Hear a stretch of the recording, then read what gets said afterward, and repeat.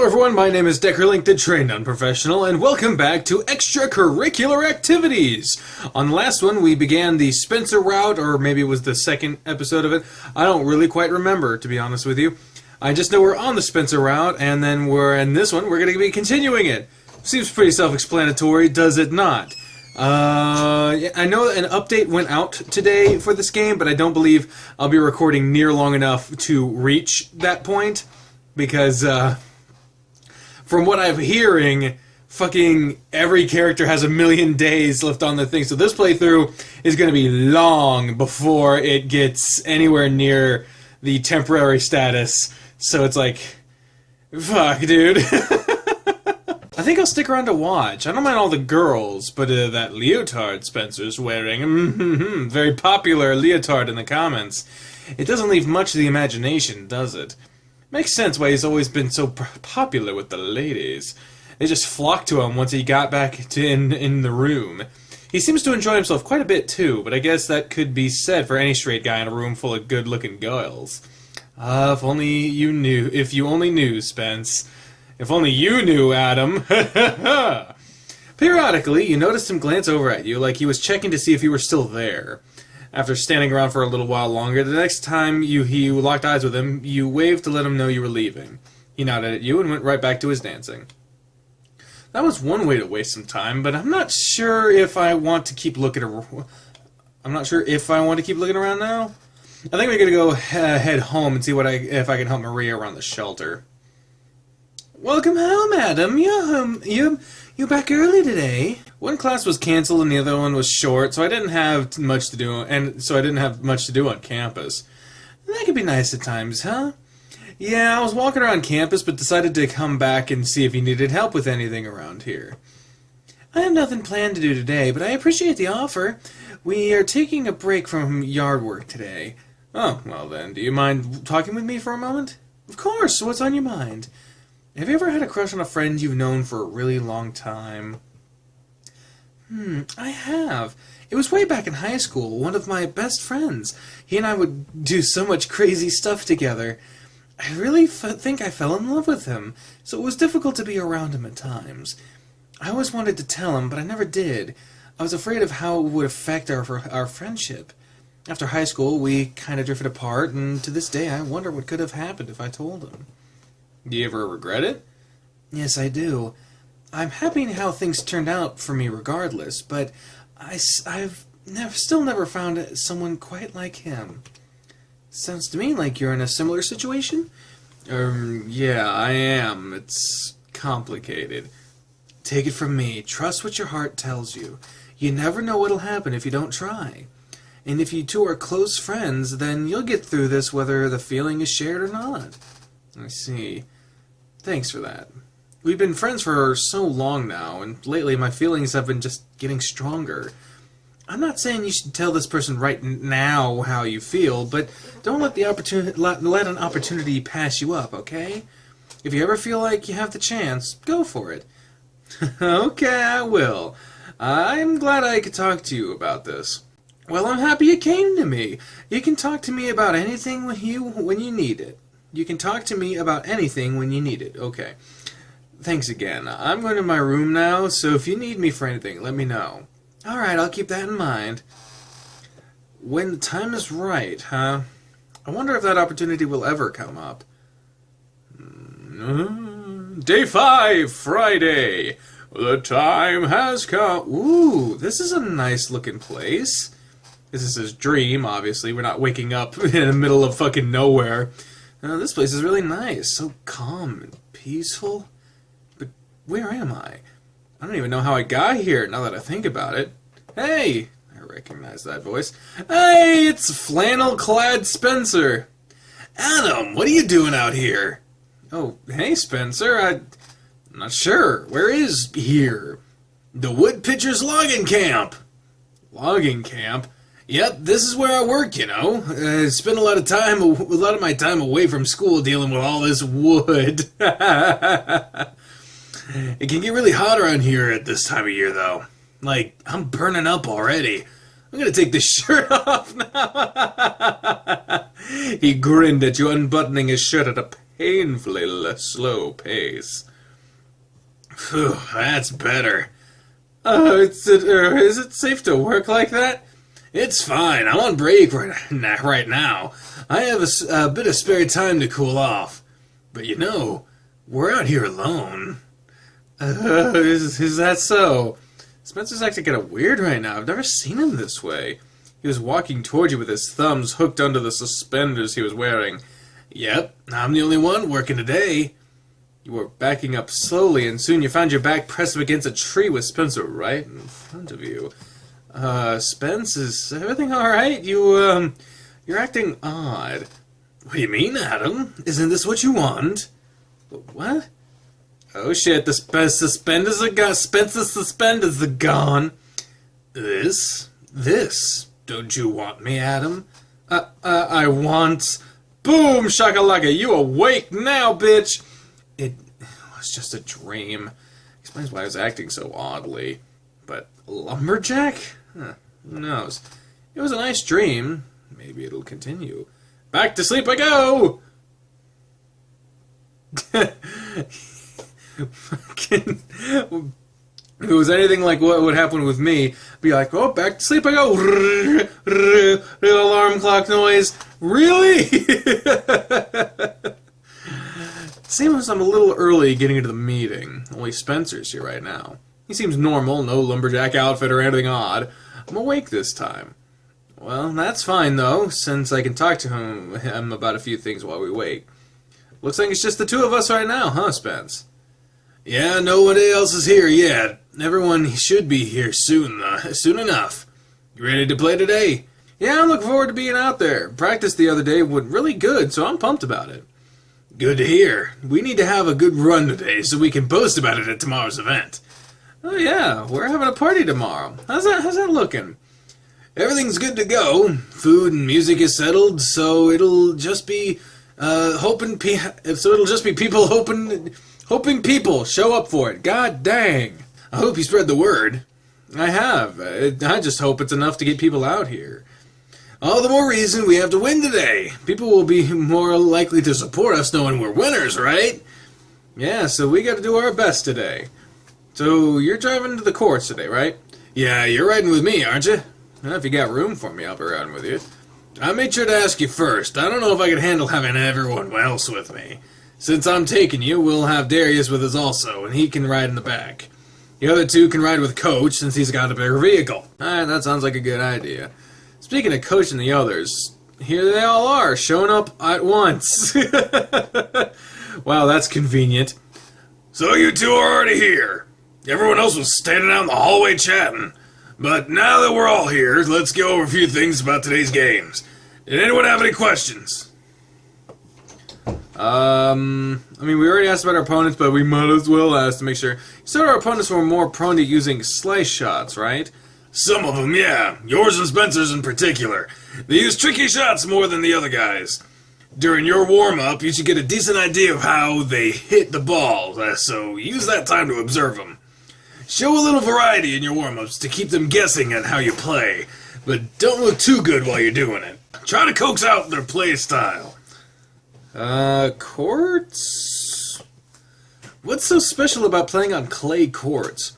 A few things. Clay courts are covered in little clay bits, so the ball bounces less there. On top of that, you guys need to be more prone to sliding on those courts too, so you need to be careful. Make sure your shoes are snug and tied properly so you don't go hurting yourself in your first match. And that's nothing. You guys are set then, huh? Glad to know that. Well, if that's the case, then time to throw a wrench into plans. I talked to the rival team's coach, and we decided to set up some doubles matches instead of singles. Everyone but Darius will be doing doubles. Spencer, you and Adam will be paired up, and Dozer will be with Chester. What fuck sense does that make? If you're a proper coach, you should be splitting me and Spencer up since we're the top two players. Especially since you got Chester and Dozer, which are a power game. And Adam and Spencer seem to be more speed. Also, Bree's making food in the background, in case you're wondering what the fuck that's about. So this is, like, I get it, it's for the story. It's to keep Spencer and Adam together. But It doesn't make thematic sense, in my opinion. It's a good way to have everyone play against a variety of people during your first practice matches. And we'll see how you guys play together to see if we can keep these pairings up through the season. I have nothing else to add on that, so let's head out. So you had us go all the way inside just to fucking, alright, let's go. Like, meet us out by the cars. Like, nitpicking. You followed Spencer out to his car with Darius, the lion basically being forced into the back seat by Spence. Darius wasn't known for his conversational skills, and Spencer just wasn't going to listen to any of the lewd remarks on the drive. The drive was calm with Spencer driving. He kept his cool while driving through traffic and never took his focus off the road. Despite these bad drivers on the road, you're pretty calm while driving, Spence. Why wouldn't I be? I have no control over them. Well, yeah, I've ridden with Coach before, but he's not exactly calm when it comes to other people on the road. It's a good thing you chose to ride with me then, huh?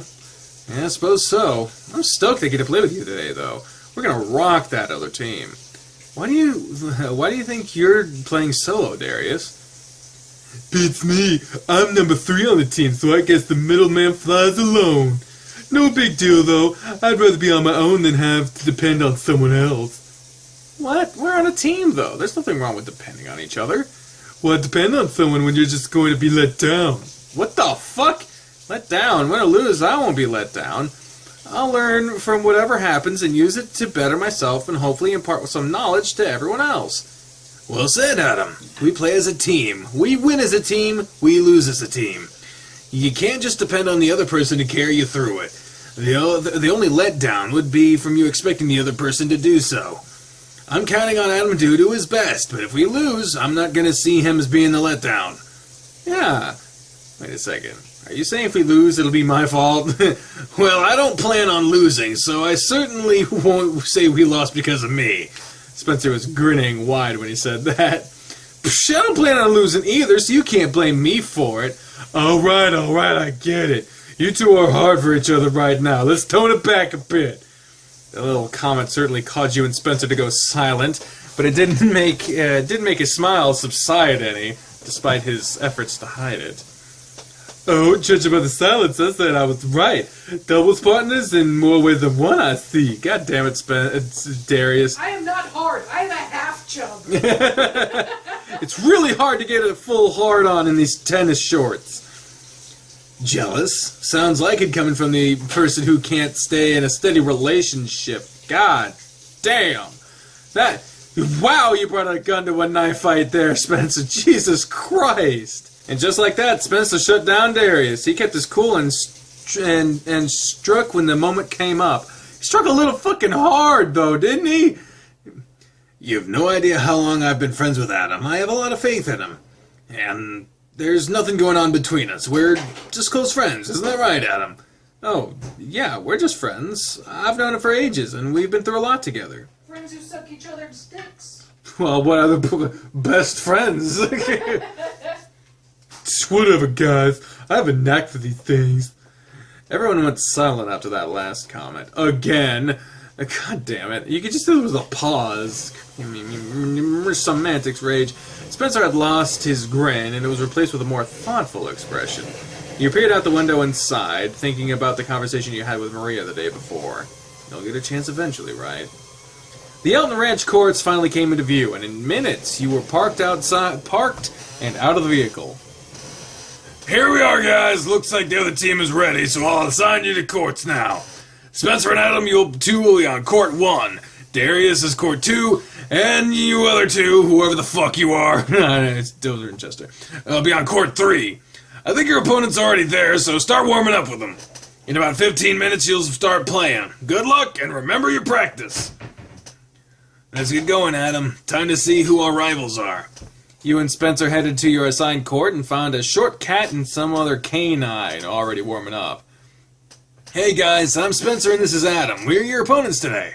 The canine introduced himself to you both and motioned to his teammate who's standing off in the back court. He doesn't exactly interact with our opponents, so please pay no mind to him. Good luck today and have fun. Thanks. Let's go start warming up now. Alright, before we start, what's the primary focus during warm-ups? Observation. Coach said we need to observe how they play. This is, and every time they make sure to keep in mind, like keep you in mind. You gotta remember shit. You gotta remember what the fuck is going down in this crazy town. Coach said to observe how they play, and so we need to pay more attention to how they practice with us. Right. All we know is that they like to use spin shots, but we can watch who plays more net more, or if they have weak backhands and the like. So really paying attention to them during the warm-up will be a key to us winning. Get ready now, because it looks like they're waiting for us. You and Spencer positioned yourselves at the back of your court and let the others know you were ready to go. The rallies started off simple, nobody hitting anything other than a basic forehand, but the other teams seemed to grow bored and began switching it up a little. Since you were so far to the back of the court, they began slicing the ball, dropping it just beyond the net to make sure you or Spencer dashed for it. You noticed Spencer making little effort to go to get to them, even though you knew good and well he could, and you followed suit. One thing you noticed was that both of them approached the net at the same time, with you and Spencer were playing back. When you and Spencer were playing back, so you decided to try lobbing over their heads to see what they did. There seemed to be a lack of communication on their end, and they both went for the ball. Then they both backed away and just ended up watching the ball bounce away. Oh, they didn't communicate very well. Doesn't seem like it. We already have a huge advantage in that case. We can communicate without actually speaking, considering how close we are. I doubt that they'd have the same connection. You're right, so we already have the upper hand. Don't get too cocky, guys. Corky. Get very cocky. All the corky. Show me your cocks. So much cork. You were even more determined than ever to win, knowing that Spencer felt a closer bond to you, even if just as a partner on the courts. The warming up session soon came to an end, and it was time for the real game to start. You guys could take the first serve. Spencer tossed the balls he was holding across the net and motioned for you to go to the receiving side. And you're taking the first hit back, Adam. You sure about that? Yeah, you'll be fine. Just get the ball back across the net, alright?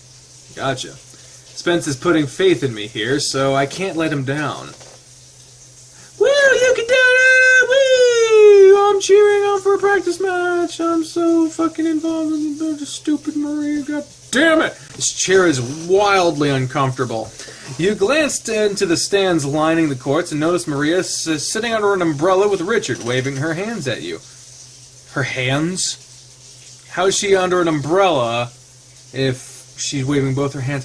Very confused! Someone you know? No, I don't know her at all. In fact, call the cops, because I'm scared. No, it's... yeah, she's a friend of mine. He still doesn't know where I live. I'll tell him one of these days. Alright, first serve is about to come my way. Just stay focused. The cat was taking the first serve, and you had your eyes on the ball as it was tossed into the air and hit over the net. After playing so much with Spencer, the ball seemed easy to follow, and you just hit it straight on back to the server. He tried doing the same thing, but Spencer was at the net in an instant, catching the canine off guard as the ball was knocked past him to secure the first point for your team. He gave you an approving nod and moved into place for the next serve. It was his turn to receive the ball, and when he did, he played the same shot you did, hitting it right back to the feline. Instead of going back across the courts with it, the next shot came in your direction. You notice both players had backed up to their service lines, so you returned the ball by... I believe that would be a drop shot.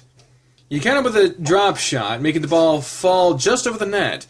With your opponents being so far back, using the clay courts to your advantage, it was an easy point.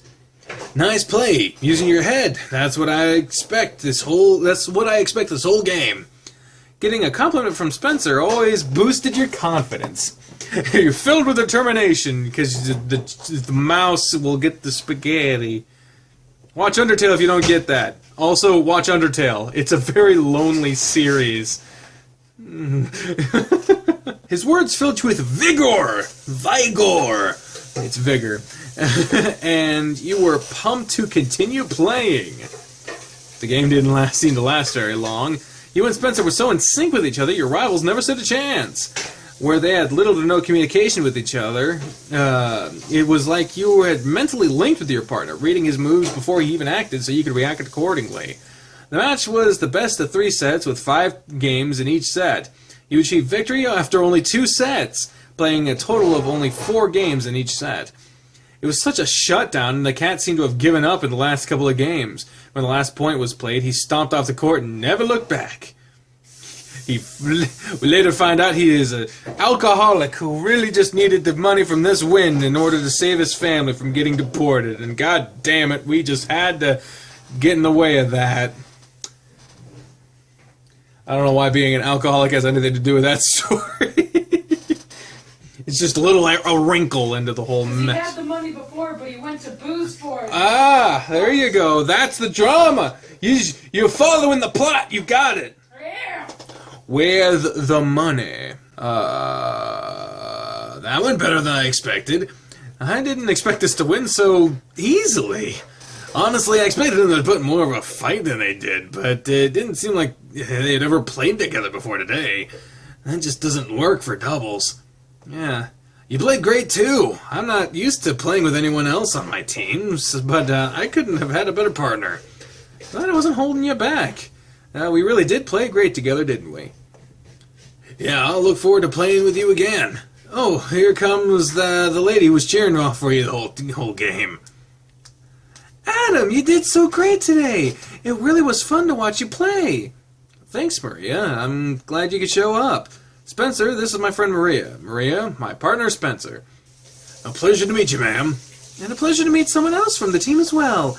I must say, you two worked perfectly out there. It was as if there was something more between you two. Oh, god damn it, Maria! Why? Why do you gotta ruin everything?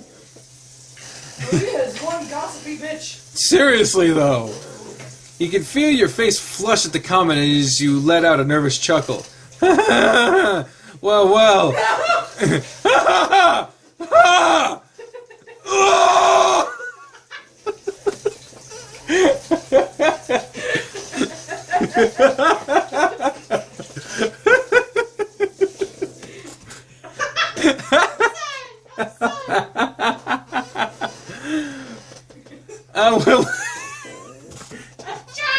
I'm trying. It was so funny. Okay. Well, we have been friends for quite a while. Is that so? I see. Well, that makes sense then. Maria grinned broadly as she looked at you. Well, congratulations to the both of you for the victory. I'm going to watch some of these others play while I'm here. Yeah, sure. Makes me really feel like you came out to support me, vindictive bitch. Alright, I'll talk to you later. Let's go find the coach now, so we can tell him how we did, Spence. Good idea, let's go. Coach wasn't surprised to hear that you won so quickly after watching the first 2 points of the game. Everyone else didn't seem to be having as much luck, but they were still playing well. You sat with Coach and watched Darius play his game while Spencer went to observe the other two. The other matches finished around the same time. Darius lost his match, but Dozer and Chester won theirs as well. For the most part, the team was met with victory, and most everyone was in high spirits. The coach told Darius to ride with him on the way back, and he took Chester as well so he could have a conversation with those two. You, Spencer, and Dozer took off together, and Spencer dropped Dozer off at his home before taking you home.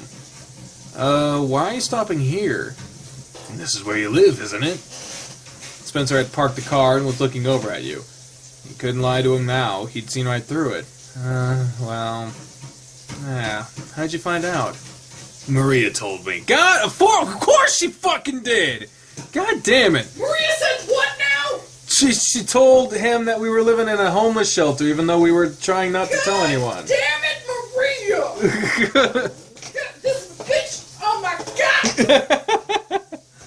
About to sink that ship. Get it? Because some of the first ships that came here were gone. Maria! History! Do you see the shit I deal with on a daily basis? This is Santa, Maria, but this bitch ain't gonna see Santa because I'm gonna kill her before Christmas.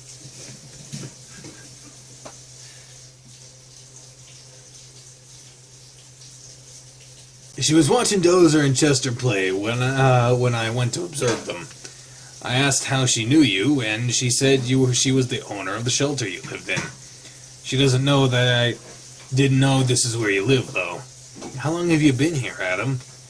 A little more than a year. I lost my job since they went out of business, and never found anything after that. I ran out of money, lost my apartment, and lived on the streets for about a week or so. Came across this place, and Maria took me in without any questions. That's a smooth business model. I don't know what I would have done otherwise. Why didn't you come to me? Of all people, I'd think I'm someone that you could come to. I didn't want to be a burden on you. By this point, you could feel the tears rolling down your cheeks. You weren't able to blink them back anymore. Hey, come on now, don't start crying. Jeez. Felt his paw against your face as he brushed away your tears. He looked like he was trying to suppress a grin when you looked over at him. Big boys don't cry, right? Sorry about that. I'm sorry I never told you, Spence. It's just, I've always looked up to you, you know? Always so confident, always seemed to be on top of things. And I didn't want to look down. I didn't want you to look down on me like some failure. I wish I was always on top of things. But you're not a failure, Adam. In fact, you're quite the opposite. How so? You didn't give up. You're in school still. You're playing sports. You should be proud of yourself that you're still pushing forward. You've had it rough, but you've not let it stop you. I guess you're right about that. Thanks, Spencer. And if I find out in the future that you're hiding anything from me, you'll pay for it, got it? I'm mad that it's taken this long for me to find out, because I could have helped you. You're my best friend, and you know I'd do anything I could to help you out. Knowing that, is there anything else you want to tell me? Don't keep any more secrets from me. He was watching you intently, as if he was expecting you to say something else. No, not right now. I'll try not to hide anything else from you. Oh, okay then. Well, you can always talk to me about anything, alright? That's what friends are for. Sure. Thanks, Spence. Alright, don't forget about tomorrow either. 6 o'clock at the cafe tomorrow night, alright? For sure. I'll be there. I look forward to seeing what you have out there. Bring everyone you can, too. Will do. Good night, Spencer. Good night, Adam. Day 6, Saturday. And we will see the beginnings of Saturday on the next episode. Wow, we went through a whole day today. That's good. It was a short day. Thank you all very much for watching this episode of Extracurricular Activities. On the next one, we will continue with Day 6, Saturday. As we, it's kind of weird seeing this, knowing that Coach Grifter's at the mall getting his book signed, and you're not there with him.